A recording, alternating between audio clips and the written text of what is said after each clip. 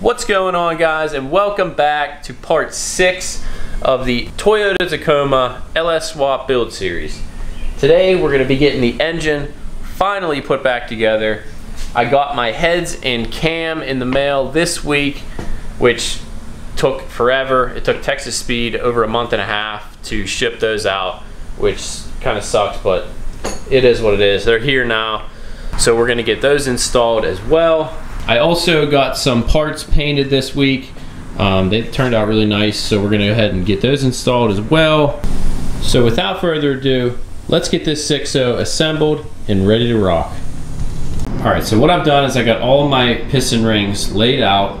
We've got our new ARP rod bolts there. We're gonna go ahead and install those.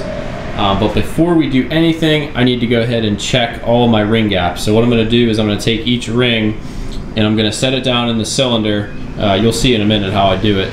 And I'm gonna go ahead and take a feeler gauge and measure the ring gap with the ring installed in the cylinder. All right, so the first thing we're gonna do is we're gonna go ahead and wipe all these cylinders down, because when we hone these out, you know, it actually takes some material off. We want to get these nice and clean so we have a nice accurate ring gap measurement.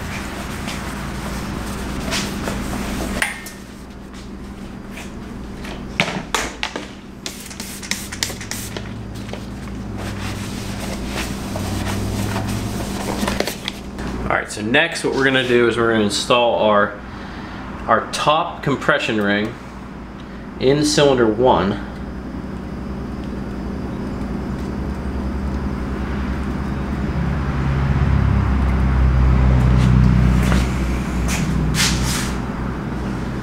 We're going to go ahead and take our piston, push it down into the bore,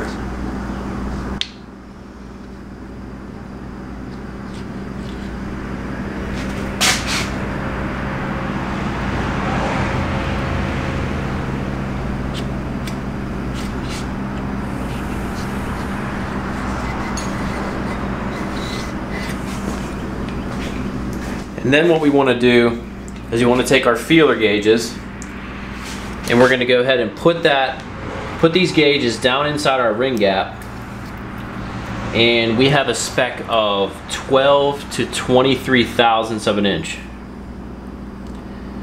So if the ring gap is smaller than the spec, then we would have to go ahead and grind these rings with a ring grinder. If it's too large, then that means we have the wrong rings.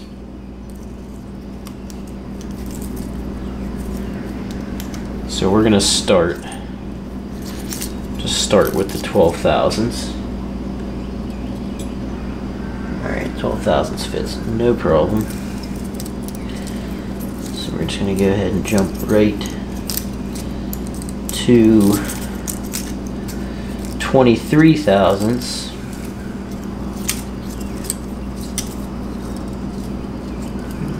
23, and let's see. Okay, and I cannot get a 23. I know I can just barely squeeze a 23 in there. So that one is good. I should be able to fit, take a 20 thousandths. 20 thousandths should fit, no problem. It's just a little bit of drag. Let's see, go down to probably, let's say 17 thousandths. 17 thousandths is perfect.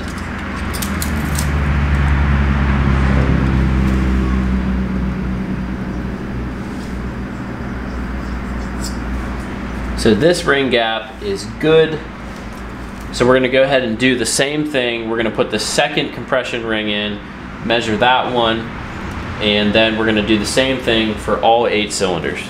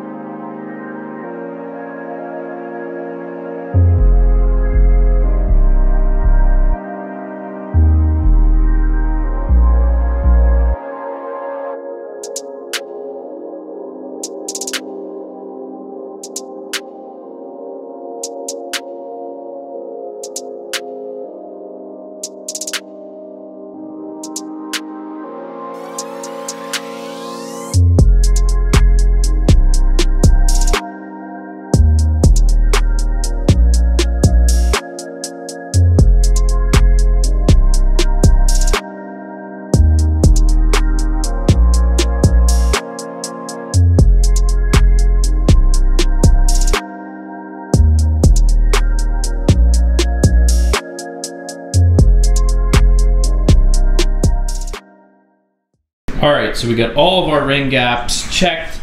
They all look good. The second ring, all of the second compression rings were a little on the tighter side, but I'm not worried about it. I could go ahead and grind them just a little bit, but I'm probably just gonna leave them the way they are. So let's go ahead and get our rings installed on the pistons so we can get our pistons down inside the bore and get our rod bearing clearances checked.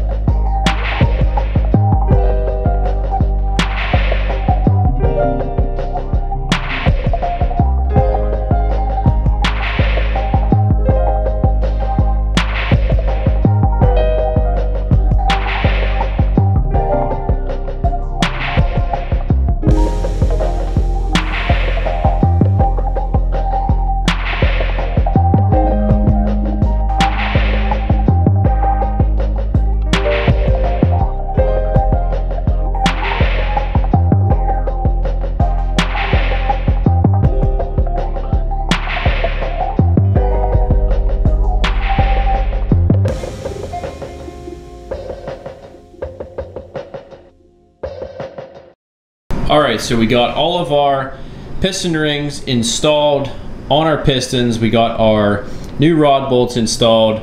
Ideally, you want to have a piston ring expander when you're doing these, especially when you're doing the compression rings, because you don't really want to walk those on for risk of breaking them. But I could not find mine, so I ended up having to do that anyways, which I've done in the past, and I didn't have any issues. But you just have to be careful when you're doing that, because you can break them, and they're not super expensive, but they're also not cheap either. So so let's go ahead and get these pistons installed in the cylinders so that we can measure our rod bearing gap.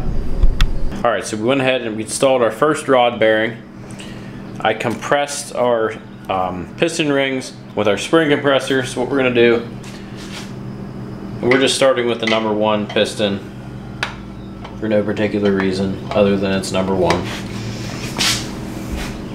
And guide it in here.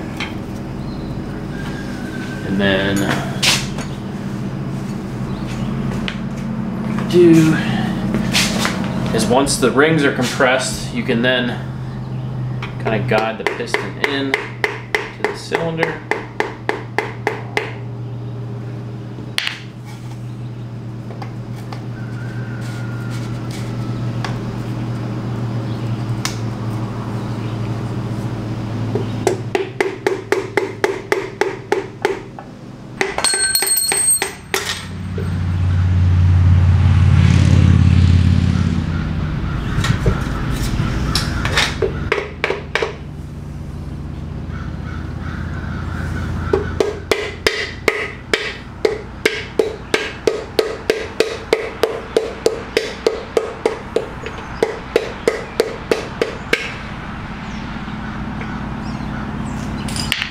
Put just a little bit of liquid moly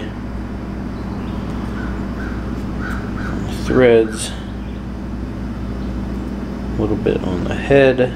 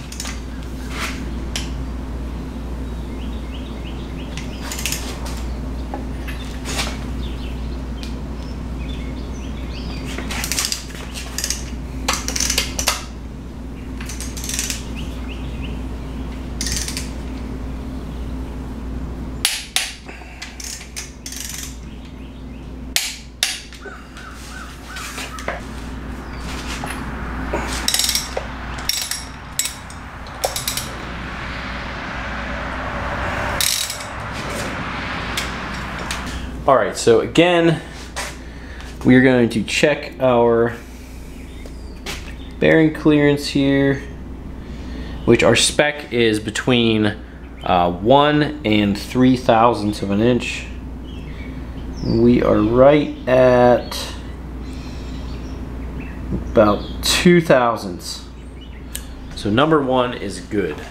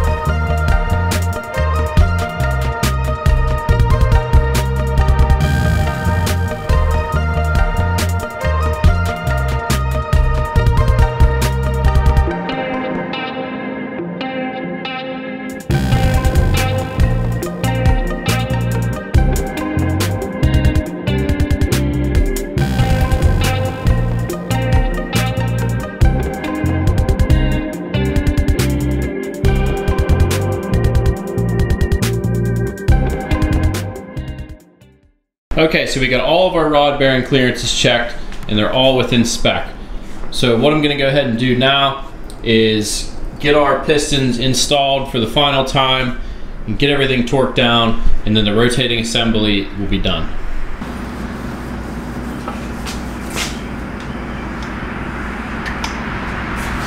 I'm gonna go ahead and coat all these cylinders with some fresh oil.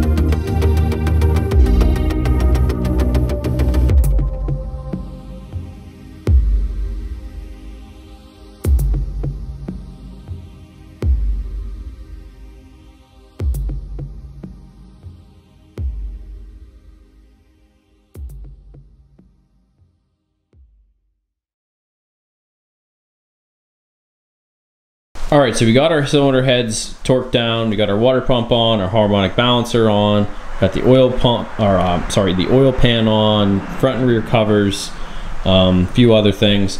So what I want to do now is we're going to go ahead and install our Btr Trunnion Upgrade Kit. And what this does is it replaces the trunnion that runs through the rocker arm. And it also comes with these needle bearings, and these are we're gonna go ahead and press these in using a hydraulic press.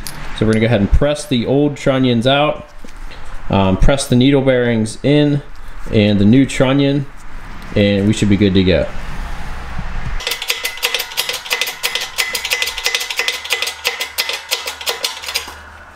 I zoomed in a little bit for you.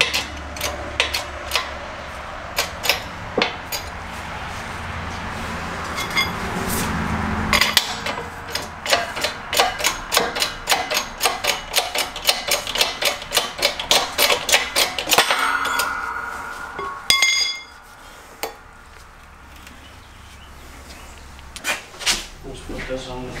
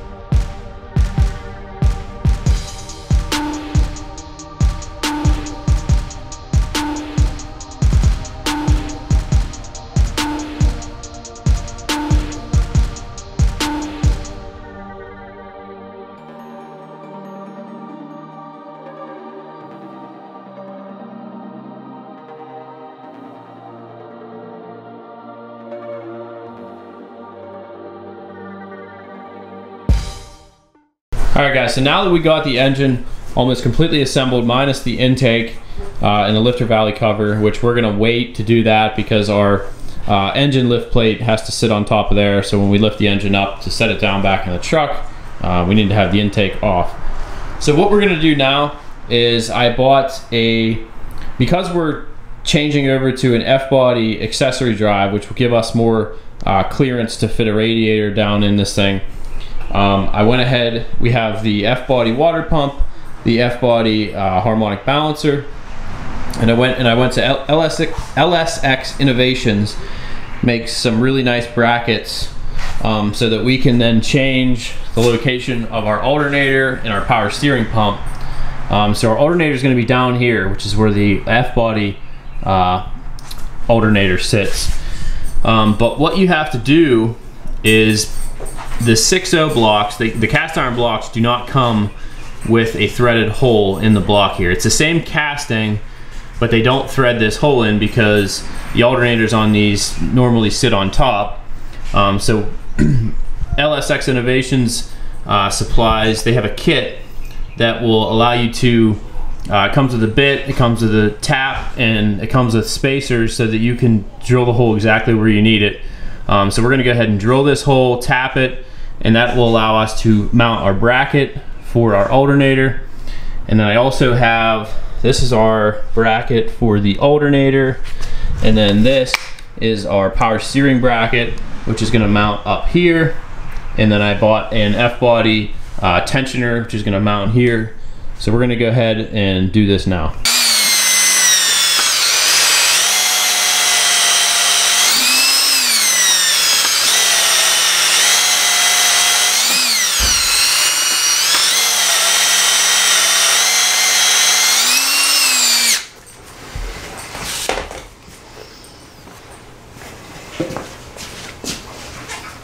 Should be exactly perfect. I used your login tape measure. Yeah, sure did. Sure did. Yeah.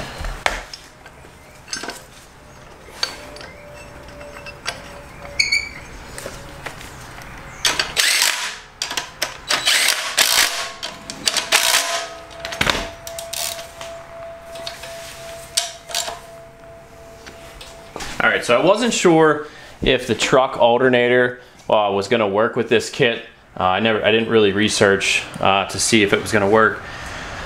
So obviously we're going to clean this. We're going to take this back up, take this back off, and clean this alternator up. But I wanted, before I did that and wasted all the time, I wanted to make sure that it was going to work, which it will. It looks like it will. So we're going to go ahead and take that off when we're done here. But let's work on getting this power steering bracket on. I don't know if this is... I still may have to file this more, I don't know. No, that should work.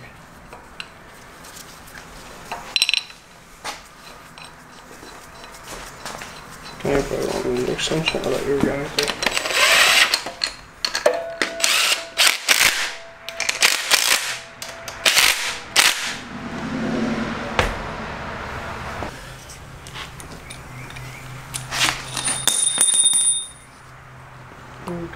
Some.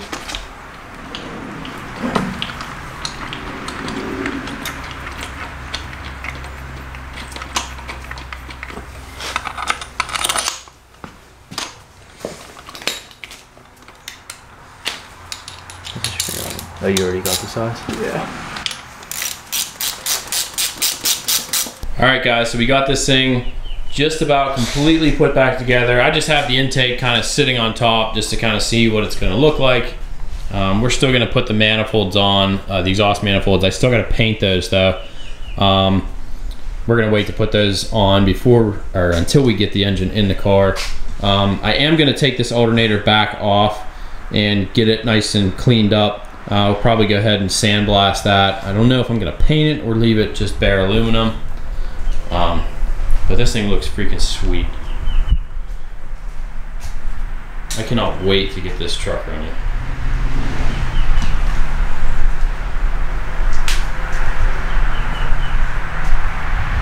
Alright guys, so that is going to be it for today.